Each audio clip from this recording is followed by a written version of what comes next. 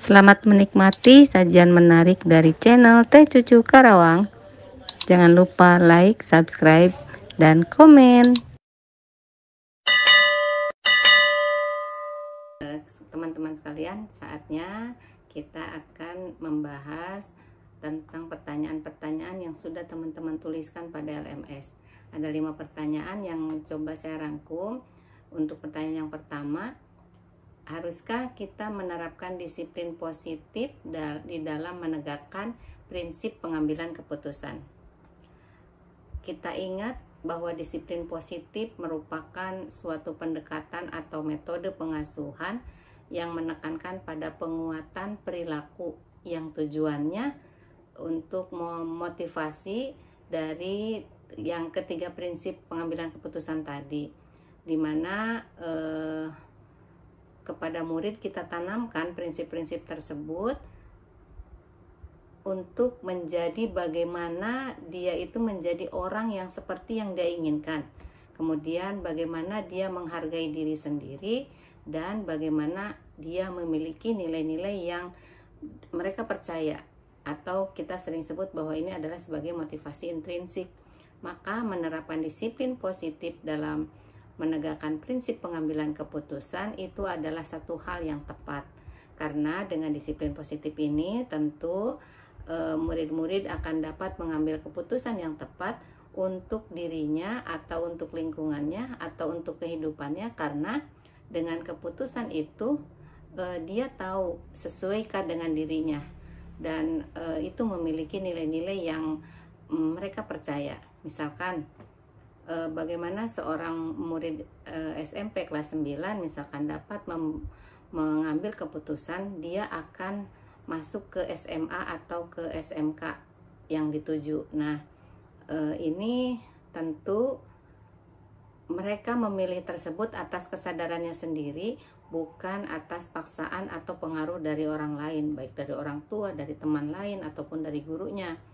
Mengapa mereka memilih ke SMA tertentu? Misal itu karena mereka meyakini bahwa dirinya memiliki nilai-nilai yang positif untuk bisa masuk ke SMA tersebut, atau mereka yakin bahwa mereka mampu untuk masuk ke dalam ke SMA yang dia tuju tersebut. Atau misalkan Bapak Ibu guru yang sekarang menjadi CGP, mengapa memutuskan untuk ikut tes CGP itu karena memiliki motivasi tersendiri di dalam diri Bapak Ibu, bukan karena pengaruh untuk mendapatkan selembar sertifikat misalkan. Baik, selanjutnya pertanyaan yang kedua, apakah pengambilan keputusan hanya berdasar kepada ketiga prinsip tersebut? Bolehkah kalau membuat keputusan pengambilan keputusan yang baru? Nah, keputusan yang diambil oleh seseorang dapat dipengaruhi oleh berbagai faktor, oleh banyak hal. Mungkin saja pengambilan keputusan dengan tiga prinsip ini tidak selalu relevan dalam setiap situasi. Berbagai pengambilan keputusan itu mungkin saja tidak relevan dalam berbagai situasi. Tidak ada aturan bakunya yang harus untuk mengambil ketiga prinsip ini, tapi perlu diingat bahwa tidak ada formula ajaib yang sangat cocok untuk diterapkan di semua situasi, di semua keadaan dalam untuk memutuskan pengambilan sebuah keputusan. Jadi sebenarnya boleh-boleh saja jika Bapak Ibu ingin membuat prinsip pengambilan keputusan yang baru atau yang lainnya. Namun sebagai guru penggerak yang saat ini sedang belajar di dalam pendidikan guru penggerak ini, tentu kita melihat apa yang menjadi rujukan di dalam modul ini, yaitu pengambilan ketiga prinsip ini yang sebagai rujukannya. Nah, pada saatnya nanti kita juga lebih memahami bahwa kemudian dari tiga prinsip itu ada 9 langkah pengambilan pengujiannya ya. Demikian untuk pertanyaan yang kedua. Selanjutnya kita coba untuk pertanyaan yang ketiga, yaitu apakah yang menjadi dasar bahwa 4 paradigma pengambilan keputusan merupakan paradigma yang efektif dalam pengambilan keputusan? Ini masih setipe dengan pertanyaan yang ketiga ya. Ini adalah paradigma yang telah teruji, yang diambil dari sebuah buku dari hasil penelitian yang dilakukan bertahun-tahun,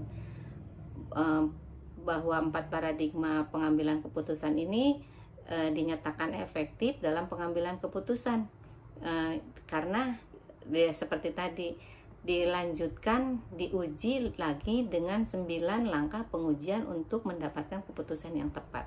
Sehingga kita tentu akan gunakan ini dalam pendidikan ini, dan semoga efektif juga nanti dilakukan dalam kehidupan sehari-hari. Baik, selanjutnya kita akan menjawab pertanyaan yang keempat.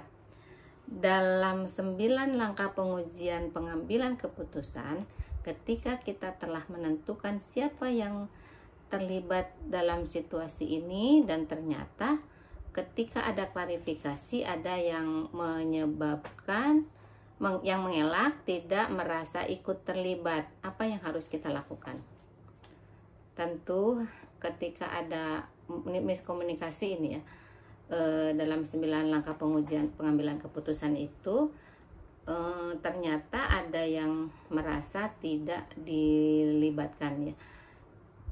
Kita harus, yang pertama mungkin melakukan langkahnya itu adalah melakukan komunikasi yang baik, komunikasi terbuka, komunikasi efektif, duduk bersama, lalu lakukanlah refleksi atas apa yang sudah terjadi ya. Kemudian kita telaah lagi, tentu dengan 4 paradigma kita libatkan juga, kemudian 3 prinsip pengambilan keputusan, dan dari hasil duduk bersama ini temukan apa yang menjadi titik permasalahannya. Setelah ketemu, kemudian kita cari solusinya secara bersama-sama, sehingga semuanya akan terjadi klarifikasi yang baik. Demikian untuk pertanyaan yang keempat. Selanjutnya kita coba untuk menjawab pertanyaan yang kelima.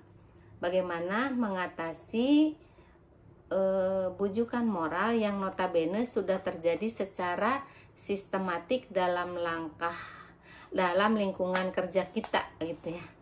Nah, terkait ini Bapak Ibu kita yang mungkin saat ini mendapatkan pelatihan di pendidikan guru penggerak tentang 3 prinsip pengambilan keputusan, 4 paradigma dan 9 langkah pengujian, maka kemudian kita juga sudah di modul sebelumnya mendapatkan materi-materi tentang nilai dan peran guru penggerak, juga ada disiplin positif. Maka untuk menghadapi masalah tentang pujukan moral yang terjadi secara sistemik dalam lingkungan kerja, tentu kembali kepada individu kita, bahwa selalu tanamkan nilai-nilai apa yang sudah baik di dalam diri kita terkait dengan apa yang sudah kita pahami di dalam pendidikan guru penggerak, terutama di dalam disiplin positif.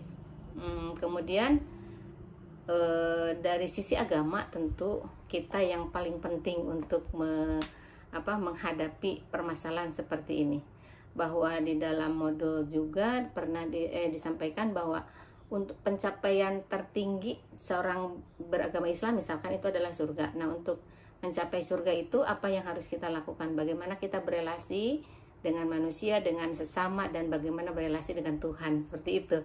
Ini adalah pencapaian tertinggi seorang manusia. Maka itulah perlu kita tanamkan dalam diri kita, apa yang sudah baik pada diri kita terkait dengan sisi agama terutama. Kemudian itu semua kita lakukan agar terhindar dari apa yang terjadi terkait dengan bujukan moral. Kemudian yang kedua, perkuat juga nilai-nilai etika dan integritas dalam organisasi. Seperti itu, 2 hal mungkin yang bisa kita lakukan. Dan jangan lupa juga tentang nilai-nilai dan peran guru penggerak untuk tetap berkolaborasi dan tetap memiliki integritas tinggi. Demikian jawaban dari pertanyaan-pertanyaan yang kita dapatkan.